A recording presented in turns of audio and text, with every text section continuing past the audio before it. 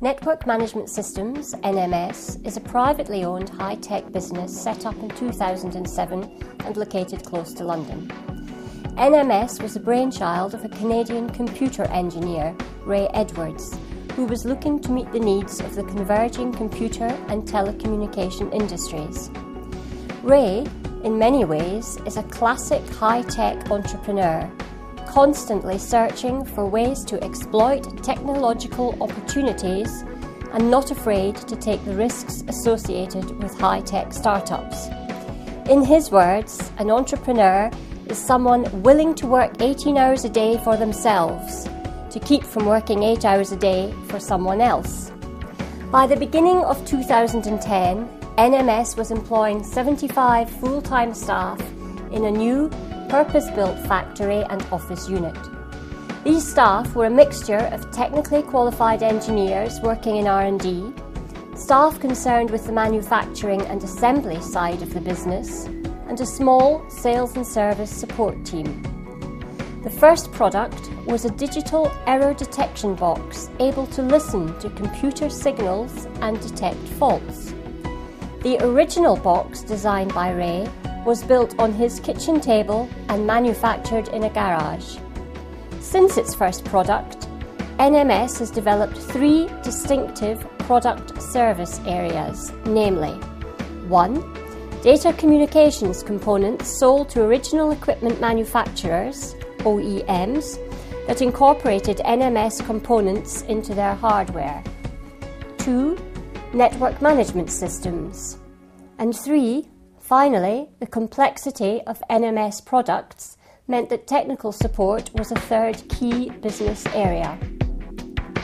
NMS's growth had made Ray aware of a number of problem areas the company faced compared to larger competitors. One problem concerned the ability of NMS to read market trends, scan its competitive environment, and create marketing strategies and plans.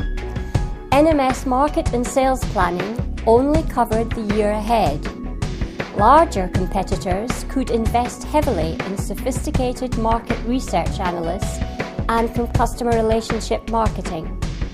Accurate sales forecasting was a key input into production planning and scheduling. NMS manufactured some 40% of its systems and bought in many items including semiconductors and microchips from global suppliers, which were then built into its complex products. Serious problems occurred when component shortages occurred, creating significant delays in manufacturing, assembly, and customer deliveries. The growth of NMS had outstripped the largely manual control systems designed to support production and sales. 2010 had started well, with NMS being approached by a major data communications company as a target for a possible acquisition. The opportunity to realise some of the equity in the business had considerable appeal. Unfortunately, while protracted negotiations were taking place, a major downturn in the global economy began, and many of Ray's worst fears were confirmed. The order book was drying up, and the banks and venture capitalists supporting NMS through overdraft and long-term investment became much less sympathetic. The final insult occurred when Ray had been approached by a venture capitalist with a buyout proposal. The value placed on the business was a derisory £350,000. Ray was incensed and hurt by the size of the offer. To make matters worse, the uncertainty over the future of the business had led to a number of key members of staff deciding to leave the company.